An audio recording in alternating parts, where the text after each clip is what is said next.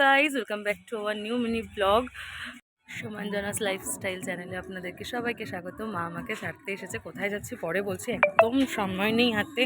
আর তোমরা ভাবতেই পারো যে আমার চ্যানেলের নামটা হঠাৎ করে বদলে গেল কী করে, তো সেটা নিয়েও আমি পরে সবাইকে সব ডিটেলস বলবো অবশ্যই।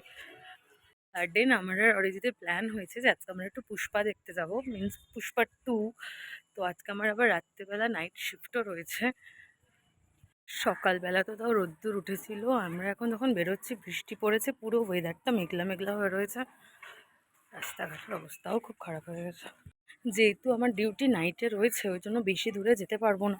আর 4:30-র আগে হতেও না, তো একটা দিন ছুটির টাইম থাকে, তো বাড়ির কাজবাজও থাকে, তো কাজবাজ সারতে সারতে আমার বেলা হয়েই যায়।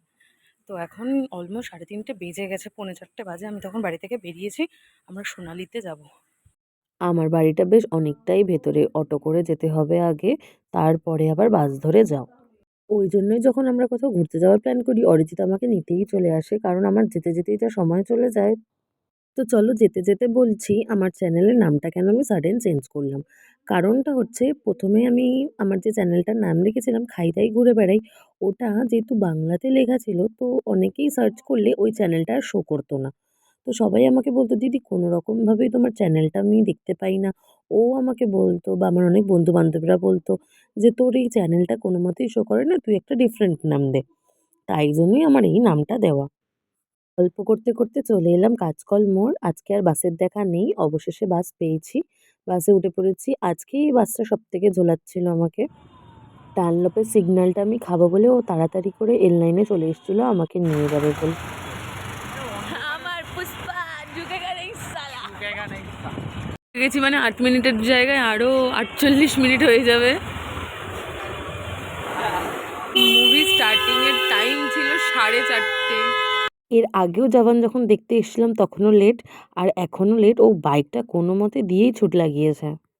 আমরা যখন ঢুকেছি সিনেমা হলে তখন 4:45, 4:30 শো ছিল আমাদের। অবশেষে হলে ঢুকে আমি বইটা দেখতে বসলাম।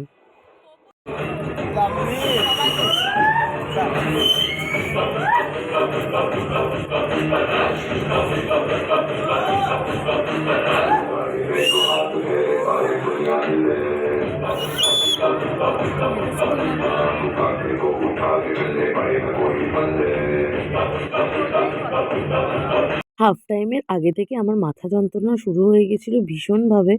তো কি জানি না, ও আমার মনের কথাটা এত ভালো বোঝে, ও আমার জন্য কফি নিয়ে এসেছিল।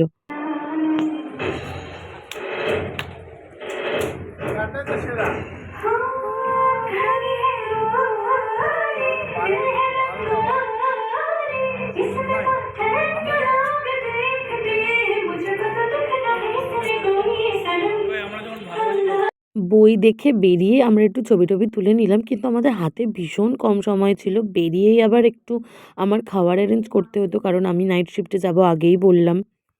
এখানে বেরিয়ে আগে একটু চা খেয়ে নিয়েছিলাম, কারণ মাথা যন্ত্রণাটা আমার কোনো মতেই কমছিল না।